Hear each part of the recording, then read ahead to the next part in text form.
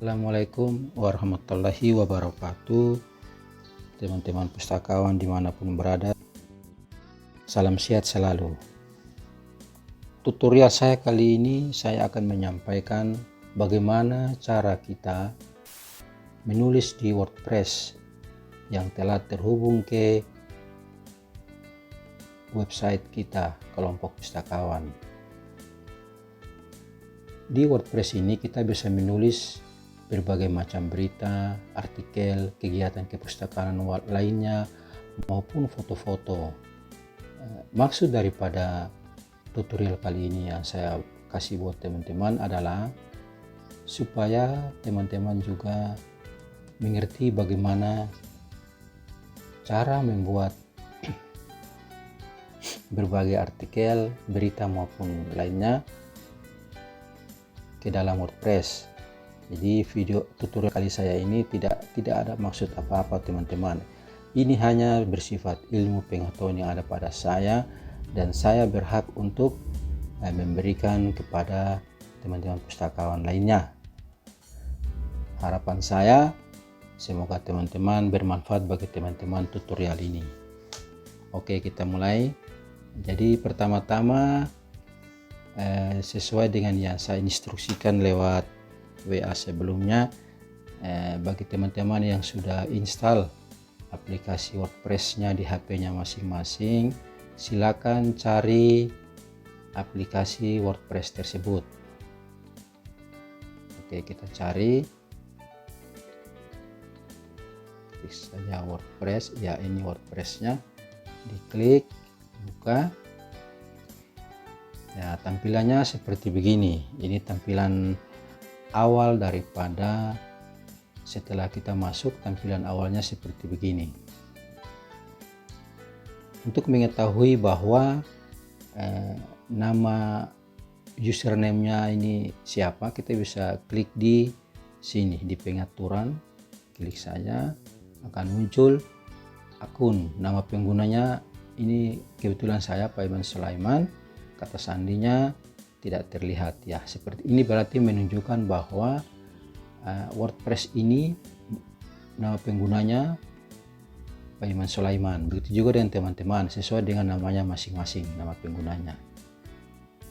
Oke, kita mundur.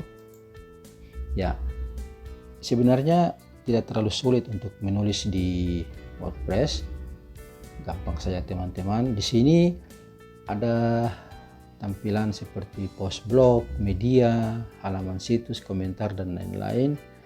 Nah, di sini yang perlu teman-teman cukup menulis adalah klik aja di sini di bulat merah ini, klik. Oke, setelah itu tambahkan baru di bawahnya post blog, klik post blog. Ya, di sini teman-teman bisa memasukkan judul berita, artikel maupun kegiatan-kegiatan, kejadian-kejadian kepustakawanan. Misalnya contoh yang saya coba di sini adalah misalnya teman-teman mau bikin berita yang akan dimuat di website, yaitu tentang misalnya di kantor kan sering ada lomba-lomba, salah satunya adalah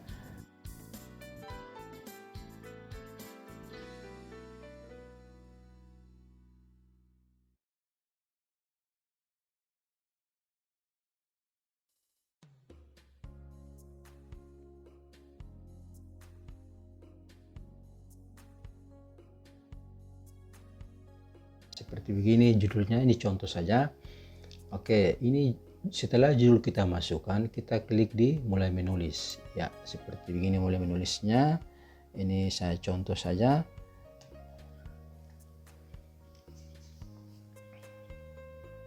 Misalnya,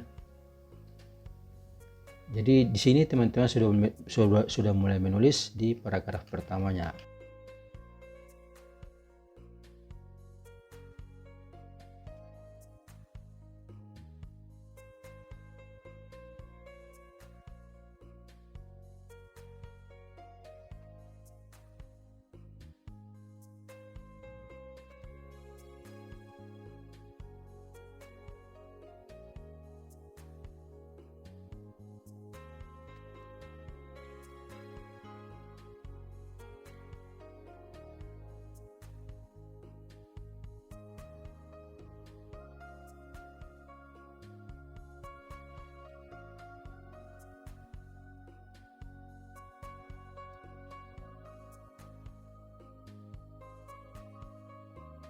Nah, ini paragraf pertamanya sudah selesai. Jika masuk ke paragraf kedua, teman-teman cukup enter aja, tekan enter di keyboard yang muncul di HP, diklik saja, ya akan masuk ke paragraf keduanya seperti begini. Oke, seperti begini. Ya, dilanjut aja ditulis, misalnya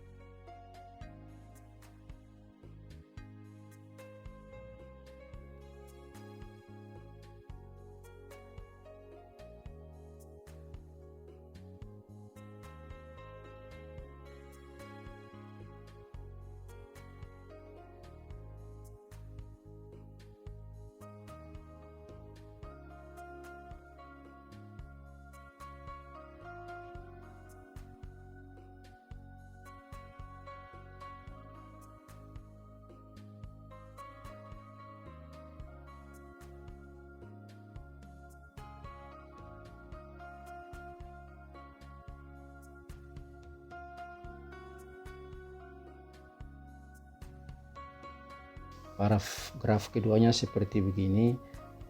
Anggap saja isi berita yang teman-teman tulis ini sudah selesai. Ini contoh saja. Terserah teman-teman mau bikin sebanyak mungkin, tidak masalah, itu isi tulisan berita ataupun kegiatan-kegiatan lainnya. Oke, ini sudah selesai.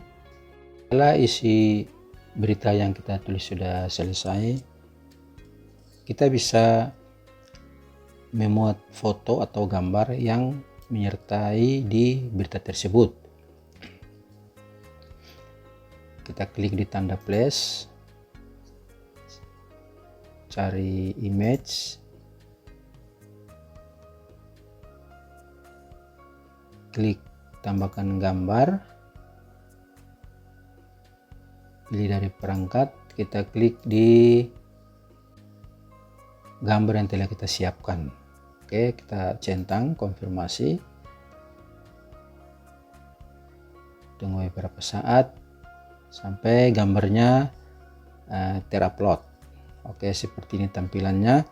Di sini kita bisa memberikan judul di write caption ini. Kita bisa memberikan judul foto kegiatan, misalnya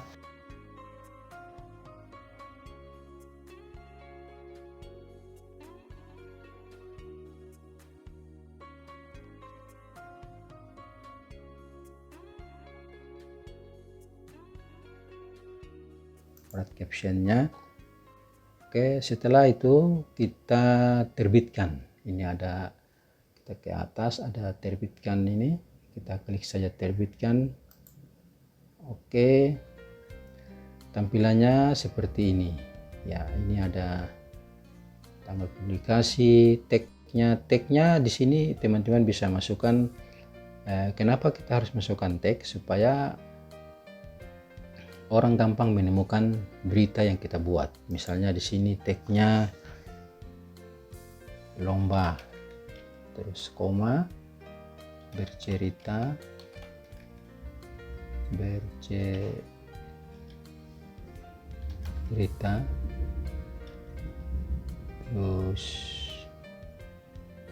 perpustakaan.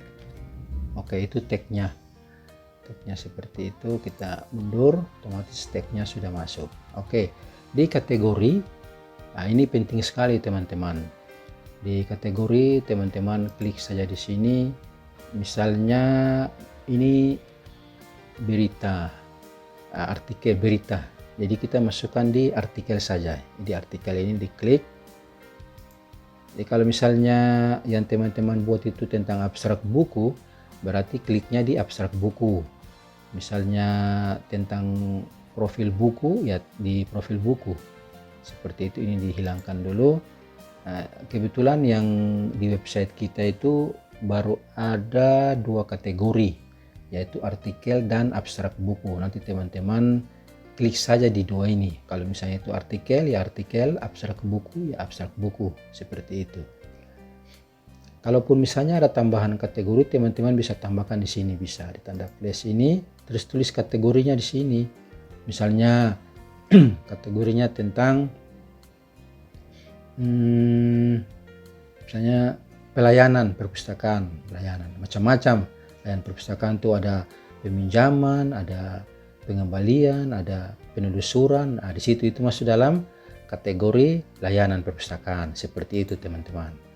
Tidak masalah kalau teman-teman bikin kategori sendiri, bisa, tidak apa. Oke, ini karena artikel kita oke, kita mundur. Ya, setelah itu kita publikasikan sekarang. Oke, kita publikasikan. Ya, prosesnya post Anda sedang diunggah. Ya, nah, ini setelah itu berita yang kita tulis tersebut masuknya lewat adminnya itu kebetulan saya, karena saya yang buat websitenya. Nanti sebelum diterbitkan saya lihat dulu penulisan beritanya bagaimana, siapa tahu ada salah pengetikan dan lain-lain. Setelah itu baru bisa saya upload ke halaman website kita. Jadi di dalam penulisan di WordPress ini yang saya harapkan supaya teman-teman lebih kreatif lagi. Dalam hal ini kan bertujuan untuk mengembangkan kemampuan teman-teman pustakawan. Teman-teman ikuti saja apa yang saya bikin, tidak usah terpengaruh dengan isu-isu atau kecurigaan, tidak usah terpengaruh dengan hal tersebut, karena ini adalah ilmu yang menambah wawasan teman-teman. Apalagi saat ini kan perkembangan teknologi informasi kan begitu pesat.